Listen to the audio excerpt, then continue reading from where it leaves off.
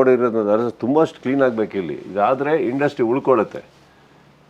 ಕಿರಿಯರು ಚಿಕ್ಕವರವರು, ನೀವು ಅವ್ರ ಹತ್ರ ಹೋಗಿ ಮೈಕ್ ಇಟ್ಕೊಂಡು ಯಾರ್ಯಾರ್ದೋ ಏನೇನೋ ಕೇಳೋದು ಹೆಂಗೆ ಸರ್ ಉತ್ತರ ಕೊಡ್ತಾರೆ? ಕೇಳೋರಿಗೆ ಕೇಳಿ, ಹೋಗಿ ಶಿವಣ್ಣನ ಕೇಳಿ, ಮುಖಂದ ನೋಡಿದಂಗೆ ಉತ್ತರ ಕೊಡ್ತಾರೆ. ಉಪ್ಪಿ ಸರಿಗೆ ಕೇಳಿ, ರವಿ ಸರಿಗೆ ಕೇಳಿ, ಮುಖಂದ ನೋಡಿದಂಗೆ ಉತ್ತರ ಕೊಡ್ತಾರೆ. ನೀವು ಹೋಗಿ ಯಾರೋ ಪಾಪ ಇವಾಗ ಬೆಳೀತಾರೆ ಅವ್ರಿಗೆ ಹೋಗೆಲ್ಲ ಕೇಳೋದು, ಅವ್ರ ಹೆಸರು ಎಳೆಯೋದು. ನಾನು ನನ್ನ ತಾಯಿ ತೀರೋಗಿದ್ದಾರೆ, ಆ ನೋವಿಂದ ಹೊರಗೆ ಬರ್ತೀವಿ.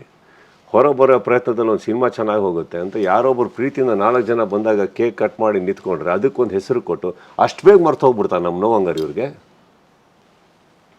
ಅಥವಾ ನನ್ನ ಒಬ್ಬ ಸಹೋದ್ಯೋಗಿ ಅವರು ದರ್ಶನ್ ಕಾಲು ಎಳ್ಕೊಂಡು ದರ್ಶನ್ ಮೇಲೆ ಮಾತಾಡ್ಕೊಂಡು ನನಗೇನು ಸಿಗಬೇಕಾಗಿದೆ ಸರ್ ಹೇಳಿ? ಅವ್ರ ತೊಂದರೆಯಲ್ಲಿ ನೋವಲ್ಲಿ ಇರಬೇಕಾದ್ರೂ ಏನು ಹೇಳಿದೆ? ಅವ್ರ ಮನೇಲಿ ಒಬ್ಬ ಮಗ ಇದ್ದಾನೆ, ಬೇಡಿ ಅವೆಲ್ಲ ಮಾತಾಡಬೇಡಿ, ಅವ್ರ ಅಭಿಮಾನಿಗಳು ನೋವಲ್ಲಿದ್ದಾರೆ. ಇದೆಲ್ಲ ಹೇಳ್ಬೇಕಾದ್ರೆ ನಾನೇ ಸರ್ ಟಾಂಟ್ ಕೊಡಲಿ? ಆ್ಯಂಡ್ ಇಲ್ಲಿ ಯಾರಿಗೆ ಹೆದರಬೇಕು ಸರ್?